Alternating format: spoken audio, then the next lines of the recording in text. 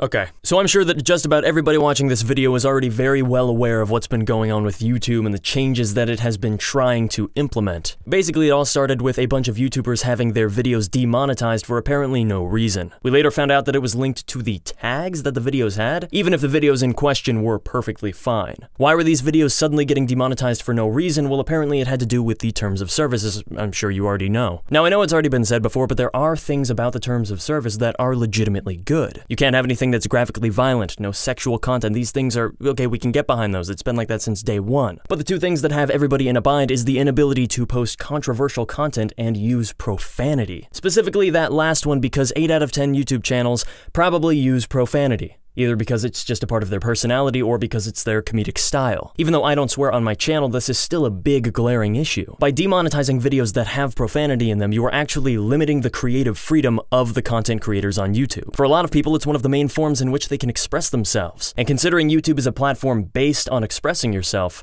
that's a big deal. But the question that I have is, were these always the terms of service way back in the day? If that's the case, then how come we were able to get away with it all of these years? And if that in fact isn't true and the terms of service were recently changed, why weren't we notified about that? Maybe I'm missing something here, perhaps I'm not reading too deep into it, but that's one of the biggest problems with YouTube right now. Every time they make a change, they're very vague about it. They don't give us a lot of details or information to work with. And it's why a lot of people complain about things like this. But yesterday, a new thing was announced by YouTube, and I'm sure at least some of you have already seen it. I watched a video by Angry Joe, Philip DeFranco, and H3H3, and that is the YouTube Heroes program.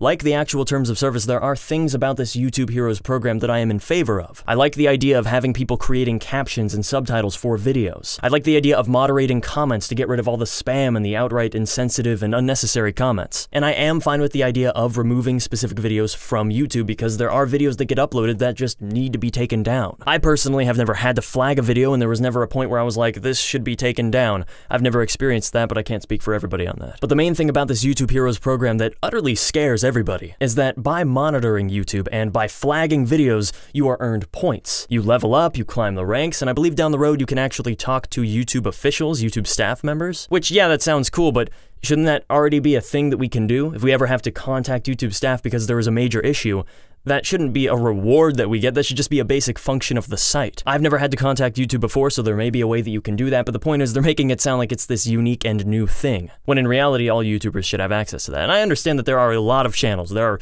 so many channels on YouTube. I get that, so it's impossible to moderate them all. But that's the problem with the hero concept. One, it's way too vague. But from the way that it sounds, any average Joe can become a YouTube hero. The more videos you flag, the higher you're gonna level up, and that honestly scares me, and it really bothers me because people are actually being encouraged to flag videos. And if you have 12-year-old Timmy who just likes watching Minecraft Let's Plays and his mom doesn't want him watching videos with swears in it, you better believe some of your favorite YouTubers are probably gonna get flagged by this kid. I am totally fine with YouTube wanting to, you know, kind of control the outright mess that the comment section can be, and there are videos that need to be taken down, but run it by us first. An idea like just look at your dislike ratio.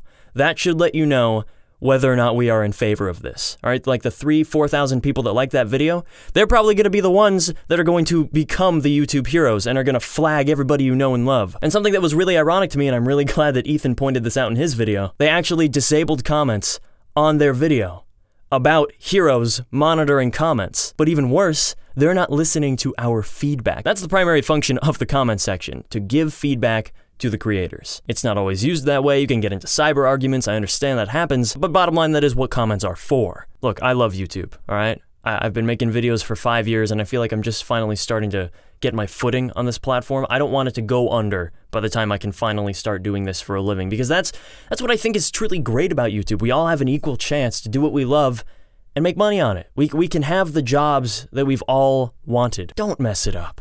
Please, YouTube's trying to, like, you know, add all of these innovations and try and change things.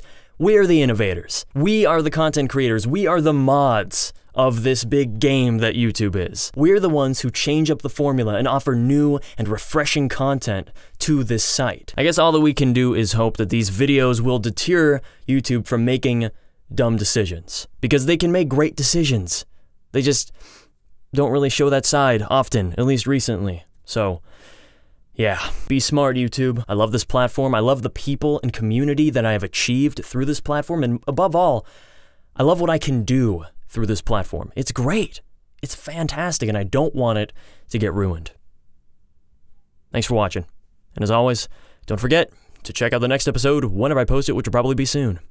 All right. See ya.